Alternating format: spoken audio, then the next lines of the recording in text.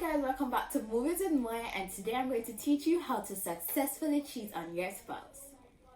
Okay, no, but I am going to be reviewing 5 to 7. Now you know the drill, especially if you're new here. Please remember to subscribe and turn on your post notifications so you're notified anytime I release a new review, and like and comment if you enjoy this video. Now let's get into the review. Okay guys, so before I break down the movie piece by piece for you guys and explain the high points, I want to tell you what 5 to 7 actually means. So 5 to 7 is the French term for a relationship outside of a marriage. So yeah, you know what we call those extramarital affairs and stuff like that? That's what the French call a 5 to 7. But the only difference is that, you know how we believe these extramarital affair relationships are dishonest and disloyal, and we should look down on people who do that, and we have this stigma against open relationships. For the French, it's pretty normal. Like, this is widely accepted in their culture, and this is what this movie depicts. So it's about a French girl named Ariel, a French woman. She is 34, and a 24-year-old man named Brian Bloom. So he's a budding writer in New York, and he's really, you know, the typical New York story, a budding writer trying to bust, and by bust I mean, you know, try to make it big, and he's trying to like get out there, but he's basically stumped. He's having a writer's block, because all him I write, he can never make that big break because he's sending it to all these publishing companies and nobody is taking him on. No one really likes his work. So he's walking one day, right? And he sees this beautiful lady across the road. And he crosses the street and he is intrigued by the fact that she's smoking. He starts talking to her. He hears her beautiful French accent. He's mesmerized by her like enigma-like personality, and he decides that he's going to ask when can he see her again. And she says, meet me here 5 to 7. Now if you're like me, if you're like me and like him, like Brian Bloom, you think 5 to 7 is just a time. But no, she was actually hinting at the fact that she's married and she wants to have a relationship outside of the marriage.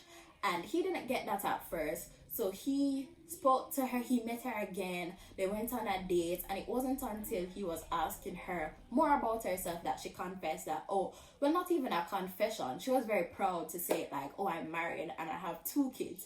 But of course, Brian, being an American, he was just like, what? Like, why didn't you tell me this before? This is so unethical. I shouldn't be doing this, blah, blah, blah.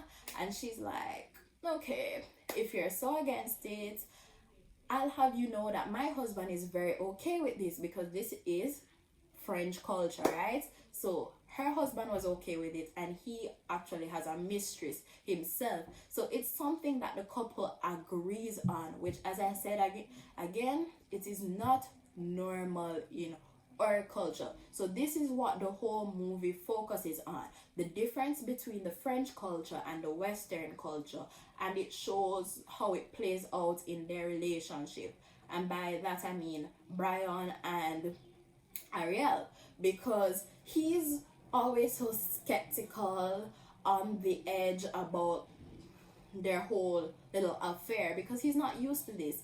He can't really tell people about it. He can't kiss her in public because, that's a French rule. They can hold hands, they can talk, everybody can sit him around, but they can't kiss in public, right? But he can't really, tell his friends that he has a girlfriend and whatever. And that's where the plot twist comes in. So everything is fine and dandy until there's a plot twist. And I don't want to spoil it for you because I want you guys to go and watch this movie. But I'll just let you know, I'll give you a little hint, that the plot twist is kind of like what always happens when these little outside relationships get too serious. Wink, wink, wink, wink. I'm so terrible at winking. I'm so sorry, guys. But yeah, that's the plot twist, and you'll see how it plays out. Okay, so now let me break down the high points for the movie. So for me, I like the cultural lesson that I learned from the movie. So prior to watching this movie, I did not know what a 5 to 7 was, and where I was cultured, you know, those type of relationships, like in the Western world, as I said before, they just don't fly, especially if you're raised in a traditional home. You're not taught that it's okay to like have that concept of marriage. Now let me tell you what I mean by that concept of marriage. So the French believe that marriage is solely a partnership, right? But you don't necessarily have to have love involved. They believe that you can find love outside of like a marriage partner, right? And that makes sense. That makes sense, especially nowadays when there are lots of financial things associated with marriage, lots of economic benefits that can be reaped. Yeah, it's best to find, like, in my opinion, don't kill me, but like a functional partner. You know, I'm single, as I said, don't attack me for my opinions, but it seems best sometimes to find like a functional partner and then find love elsewhere. Not saying that I condone that. Let's take my opinions on that out of this, but I think it was nice to learn about, especially like opening us Western people's eyes to different concepts of marriage and love, and teaching us that it's okay to do whatever matches your belief.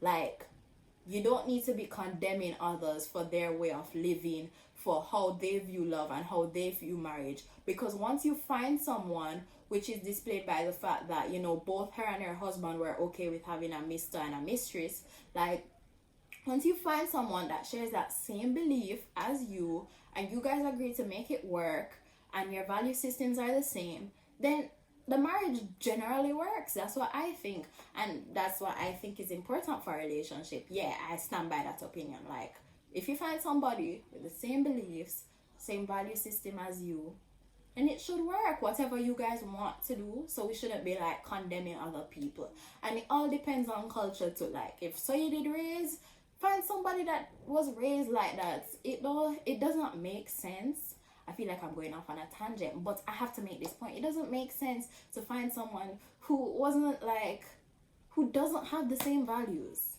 End of story.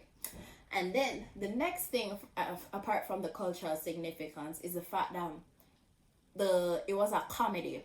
So Netflix has it as a comedy, but I was thinking about it. It's a comedy to us in the Western world because the concept of a 5 to 7 seems ridiculous to us. Like, oh my god, look at the matey, look at the Bonner man. That's what we're thinking when we're seeing the boy. We think that he's a complete clown for doing this, but this is normal. Like, there's nothing, like, really, it's not anything to laugh about. Although, you know, it was good to laugh. They had their funny times and whatnot, but it wasn't a cringy kind of comedy. But yeah, it wasn't really anything to laugh about. It was just normal to us. But I feel like we see it and we laugh at it. As well as I feel like people who have that as a part of their culture would be watching it and think that the guy is ridiculous. So they would be laughing at the fact that the guy, although I did laugh at the guy too, he was so, but I don't want to spoil it for you, but he was so, it's like the man can't understand the agreement. That's all I have to say. He's hilarious. It's like him don't understand the agreement. Like, when you make an agreement, stick to it. Get your emotions out of there. But yeah. So like, I feel like they'd be watching it and their sole like reason for laughing would be the guy, because he's just ridiculous. He doesn't understand this thing, like, you know? And other than the comedic aspects, I also like the music. I loved the French music. The French music throughout the entire film was really great for me. Like, it was just so appropriate to each scene, and it was just great. So overall, I would give this a 7 out of 10. It was a really good watch, really interesting watch. You guys should give it a watch, and remember to subscribe to me. So thanks for watching, guys. Remember to follow me on Instagram at Movies with Moya. Like and comment if you enjoyed this video, and I can't emphasize it enough, subscribe.